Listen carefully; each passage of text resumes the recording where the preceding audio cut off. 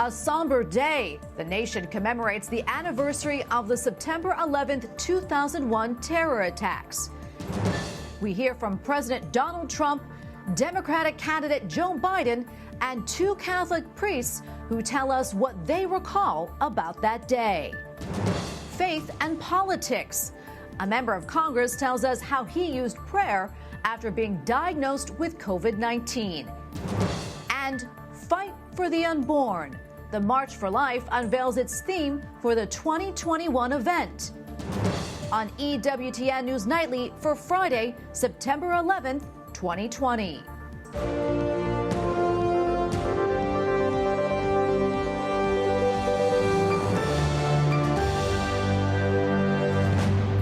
Good evening and thanks for joining us tonight. I'm Tracy Sable. President Donald Trump pays tribute to the victims of September 11th and says all Americans mourn their sacrifice. He spoke today in Shanksville, Pennsylvania, the site where Flight 93 went down 19 years ago today.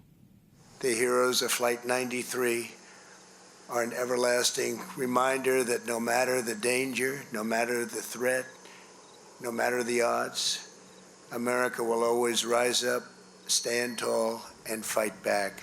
The president and the first lady traveled together to honor the 3,000 lives lost on September 11th, including the 40 passengers and crew members who brought down Flight 93 so terrorists couldn't use the plane to strike the U.S. Capitol. Democratic presidential nominee Joe Biden also honored the victims of 9/11 today. He visited Ground Zero in New York before going to Shanksville. This is the country that never gives up, ever. The former vice president said it is hard to underestimate the willingness of decent people to lay down their life for their friends. He spent time visiting with families that lost loved ones on Flight 93. Philip Crowther, international affiliate reporter for the Associated Press, joins me now from Shanksville.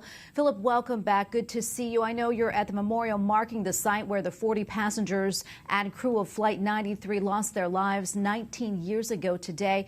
Their bravery saved the lives of others. Give us a sense of the mood there today. Well, it's been a day of two halves here at the Flight 93 National Memorial and on the streets around it. Because first of all, this morning, this National Memorial was entirely closed because of the visit of President Donald Trump. A lot of his supporters, at least 100 of them, were waiting for his motorcade that never arrived. He came in via the helicopter on the streets outside of this memorial.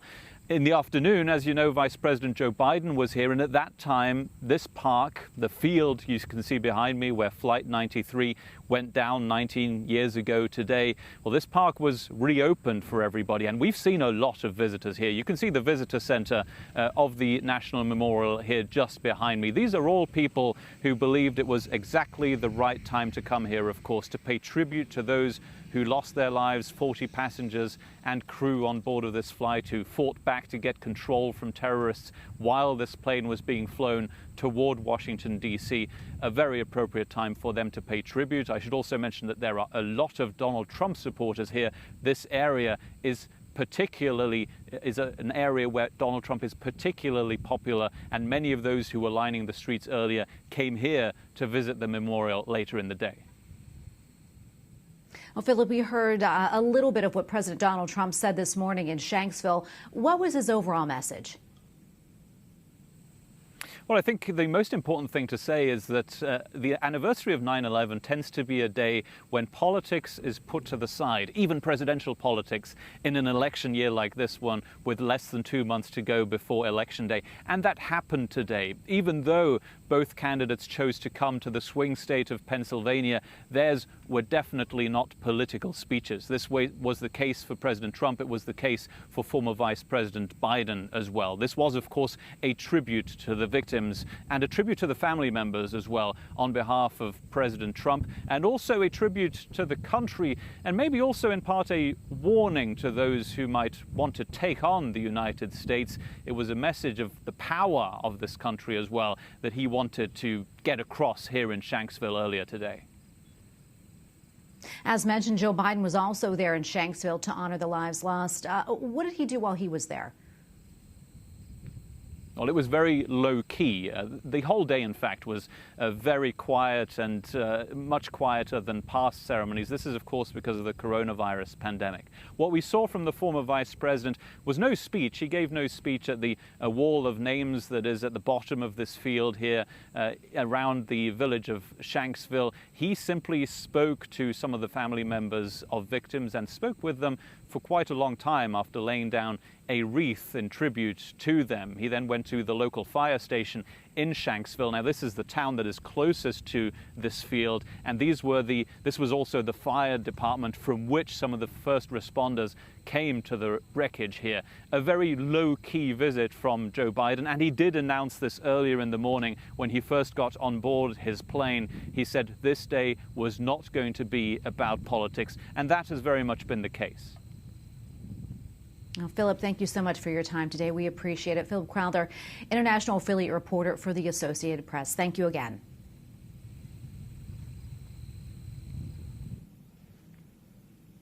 Vice President Mike Pence read from Psalm 23 during today's September 11th memorial in New York City. He leadeth me beside still waters. He restoreth my soul. Vice President Pence joined other dignitaries at the tribute to 9/11 victims, even sharing an elbow bump greeting with Joe Biden. Bahrain becomes the latest Arab nation to agree to normalize ties with Israel. It is part of a broader push by the Trump administration for the situation in the Middle East. President Donald Trump calls it a historic breakthrough. Senators wrapped up their first week after summer recess without agreeing on another COVID aid bill. Republicans have tried repeatedly to build on the CARES Act and get more help out the door to American families. Democrats have blocked us at every turn. The failure to reach an agreement is risky for Democrats and Republicans as Election Day approaches. Both sides accuse the other of acting primarily with political calculations in mind. House Speaker Nancy Pelosi was asked if she thinks the decision not to compromise on a bill will hurt members of her own party. No, well, our members know that we have a values-based approach, so no, our members are pretty good. Speaker Pelosi adds Senate Democrats have been criticized by Republicans for pushing, quote, a liberal wish list. Last month, Treasury Secretary Steven Mnuchin and White House Chief of Staff Mark Meadows were frequently cited on Capitol Hill negotiating with congressional Democrats to reach a deal on further aid. There is no indication yet that those bipartisan talks will restart.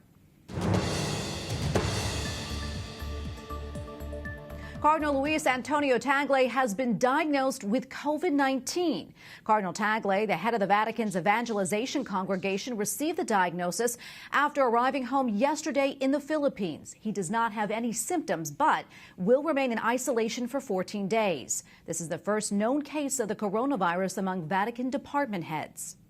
The personal secretary to Pope Emeritus Benedict XVI is in a hospital in Rome. Archbishop Georg Gainswein is receiving treatment for severe kidney problems. There is no further information about his condition. The 64-year-old became the personal secretary for the then future Pope Benedict XVI in 2003. Thousands of migrants and refugees left homeless on the Greek island of Lesbos are fed up with being ignored.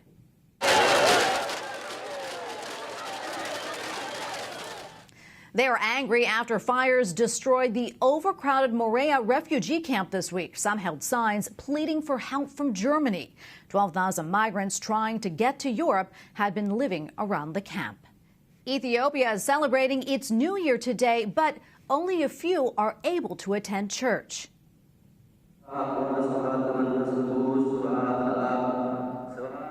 The coronavirus pandemic kept most people away from the Ethiopian Orthodox Cathedral in the capital. It is the second biggest cathedral in Africa. Priests led prayers for today's New Year holiday in Ethiopia. China and India are agreeing to disengage thousands of troops after deadly clashes on their shared border in the Himalayan mountains. Leaders from both countries are meeting in Moscow. Russia's foreign minister brought them together. They are agreeing the current situation is, quote, not in the interest of either side. The Christian woman who spent 10 years in prison after being accused of violating the blasphemy laws in Pakistan makes an appeal to the country's prime minister. हमारी अपनी भी दुआ सुनी जाती है और सबकी सुनी जाती है क्योंकि खुदावन सुनने वाला है। Asia Bibi is asking lawmakers in the country to protect religious minorities. She also wants the blasphemy law to be changed. The measure says anyone who slanders the majority Muslim religion can be put in prison. Alessandro Montadoro, director of Aid to the Church in Need in Italy, spoke to Asia Bibi by video call this week, and he joins us now. Alessandro, so good to see you. First off, how is she doing? I have to say, first of all, welcome. I have to say it has been a moving video interview with Asia Bibi, and it has been really moving and exciting, first of all, for me, because Asia, for the director of a foundation totally dedicated at the Christians persecuted, is a symbol for all the Christians who are suffering the persecution worldwide. I have to say I appreciated Asia, and I perceived like she's a woman nourished by an extraordinary faith. Really, it isn't only an idea. No, really, she perceived an amazing faith.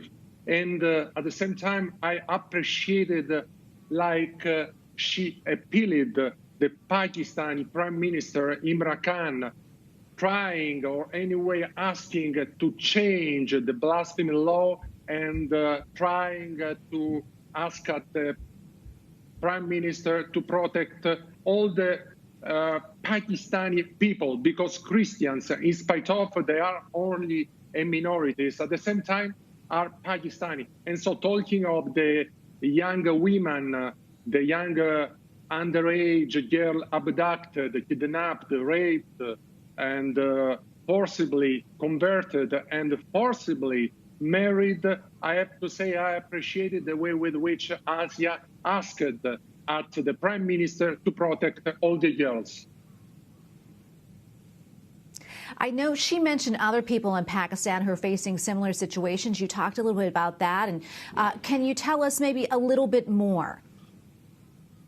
The problem is that in spite of liberation, Asia Bibi, the situation in Pakistan, we hoped was possible to also register, to live, to experience a change. But unfortunately, the collateralism of the extremism in the institutions isn't allowing the change of the situation, of the atmosphere. And this is the reason for which we are constricted, obliged to storytell, to describe the suffering of at least 1,000 young girls kidnapped every year, because there isn't possibility for the families to defend.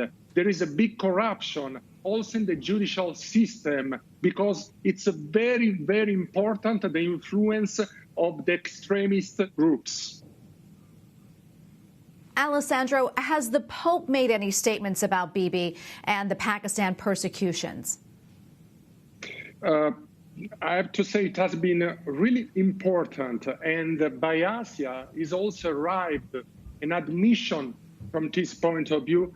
It has been really important that the Pope's role, the statements arrived this year by both the Popes, not only by Pope Francis, but also by Pope Benedict. And it has been amazing also to watch, to see in this amazing video interview, in this moving video interview, the tears on the face of Asia Bibi when she talked of her closeness in the prayer to the Pope Francis. And maybe we are now trying also to give a concrete signal, inviting Asia Bibi in Rome, and why not also dreaming a meeting between Asia Bibi and the same Pope Francis. Should be amazing. Alessandro, thank you so much for your time and speaking with us. We appreciate it. Alessandro Montadoro, Director of Aid to the Church in Need in Italy. Thank you again. Thanks a lot. Coming up, a congressman tells us how his belief in God helped in his battle with COVID-19.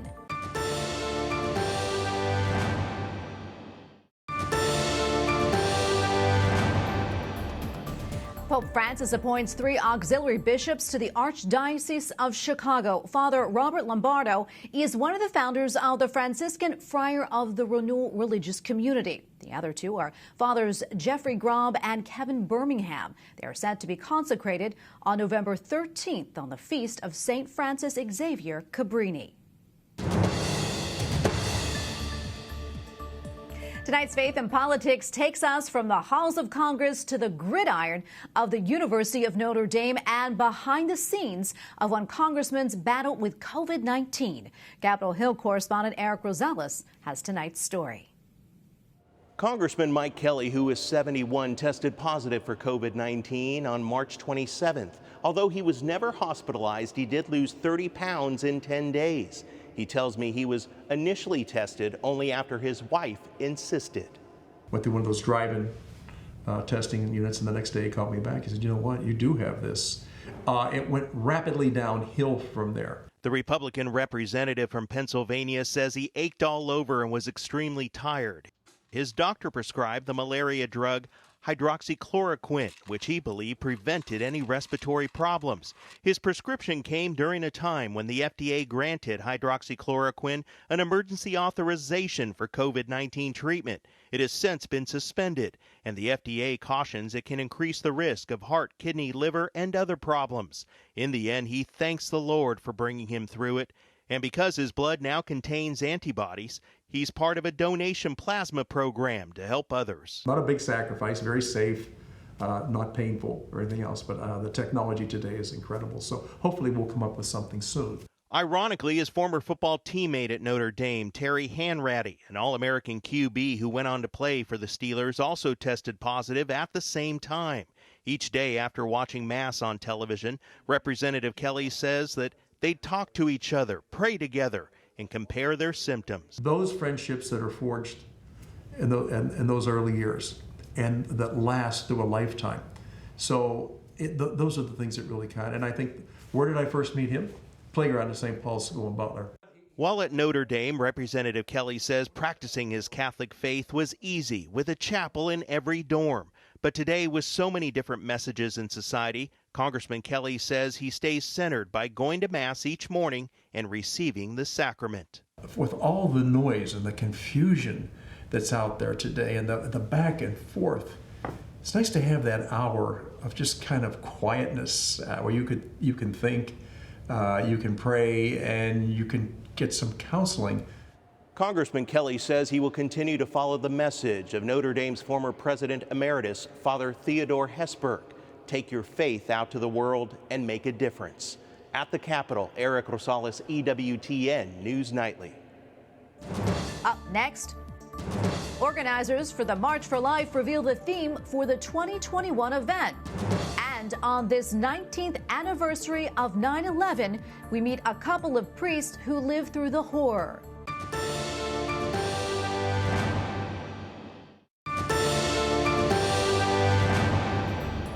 A group in Wisconsin is seeking to bring the country together through prayer, the Rosary, and the Eucharist. Unite Our Nation held a rally last month in Madison, Wisconsin. It drew more than 3,000 people. The group wants to do events in all 50 states. It says it wants to spread a message not of politics, but of prayer, peace, and patriotism. You can learn more at uniteournation.net. Excitement is building for the 2021 March for Life, and we now know the theme: Together Strong, Life Unites. March for Life President Jeannie Mancini and founder and former CEO of 40 Days for Life, David B. Wright, made the announcement in a virtual event held last night. The 48th annual March for Life will take place January 29th, 2021. Organizers are monitoring the coronavirus pandemic closely on what steps need to be taken for the march. Jeannie Mancini, president of the March for Life, joins me now on Skype to talk more about the 2021 March. Jeannie, welcome back. So good to see you again. There's so much to talk about. But first, I want to start with the theme: Together Strong, Life Unites. Talk about the significance. Well, thanks, Tracy. It's wonderful to be back and to speak with you. So as we do every year, we really take a lot of time to discern and reflect upon what we think the culture most needs in a particular moment for our theme, because the March for Life theme is a springboard to educate about, the most important things that are happening. So in past years, we've chosen adoption, a noble decision. We've had pro-life is pro-science, pro-life is pro-woman, depending on the year and what's happening. This year, our theme is very much about a unity theme. Together strong, life unites. And given, the historical and unusual 2020 that we've experienced, we think that this is the right theme for this year, bringing people together strong, and the reality that life and being pro-life is a very unitive and a beautiful thing. Absolutely. I love that. Well, the March for Life is described as the world's largest annual human rights demonstration. What are some of the pro-life issues that you're hoping to highlight? And also, who can we expect to hear from? Well, I think first and foremost, of course, it'll be the first major event after the election. And so regardless of however the election goes, there will be a lot to discuss with regard to legislation. So if Life wins at the ballot in November, we'll have a lot of celebrations and a lot of things to look forward to in the next 4 years. If not, we will absolutely be going on the defensive for things even as simple as protecting the Hyde Amendment, which has been bipartisan until now, but based on what we're hearing from Speaker Pelosi, as well as the whole question of the filibuster on the Senate side, removing that, which the Dems have promised to do, the pro-abortion, sadly, Democrats have promised to do, will have massive ramifications for pro-life public policy. So that's just from a policy perspective. But from a cultural perspective, there will also be a lot to talk about in the sense of just human dignity being at the heart of so much of the unrest that we've seen in recent months. And so we plan on delving into that. We have some very, very exciting announcements about speakers, but stay tuned. One exciting announcement that you just heard last night on our theme debut was that Matthew West will be our musician this year, and he is fantastic, and I think will draw quite a crowd. Jeannie, what would you say to people who may be wondering what they as an individual can do to help in building a culture of life? Oh, thank you. That's one of my favorite questions. Every single one of us has a particular role to play in building a culture of life. And I would say the theme is really about this, that, we are stronger together. And that implies that every single person has a particular role. Tracy, there's something that you can do that I can't do. There's something that I can do that you can't do.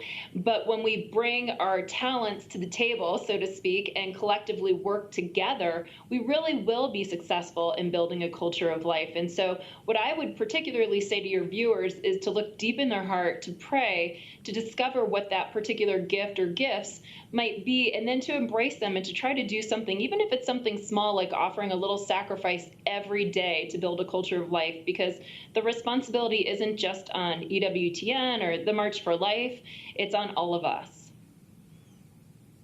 Well, Jeannie, thank you so much for coming on and giving us a preview of the march. We can't wait till January. Jeannie Mancini, president of the March for Life. Thanks again, Jeannie. Thanks for having me. And finally tonight, among the first responders on 9/11, Catholic priests who rushed to the scenes of tragedy to provide relief. Tonight, we look back on the role these spiritual fathers played on that fateful day.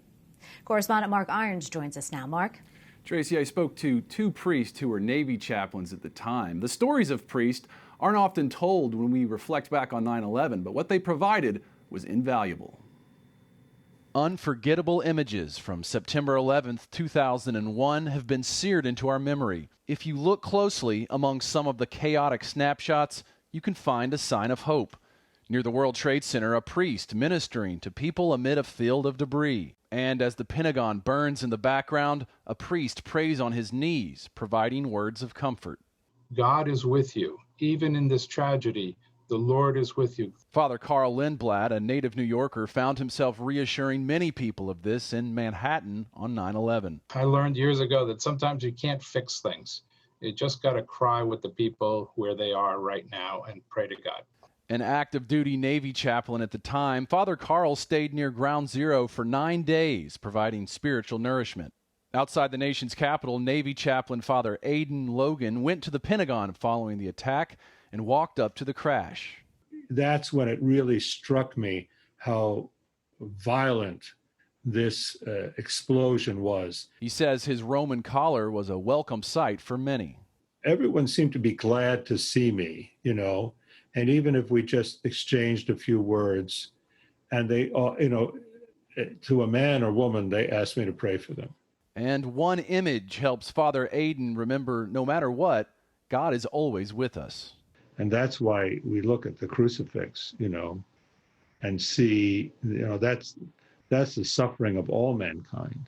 Another priest I spoke with said he still finds it difficult to recount the experiences he had on 9/11, but they all agree that day 19 years ago marked a profound moment in their priesthood. Tracy. Mark, thank you so much for that story. Correspondent Mark Irons reporting for us tonight. And we thank you for watching tonight. For the entire EWTN News Nightly team, I'm Tracy Sable. Good night and God bless.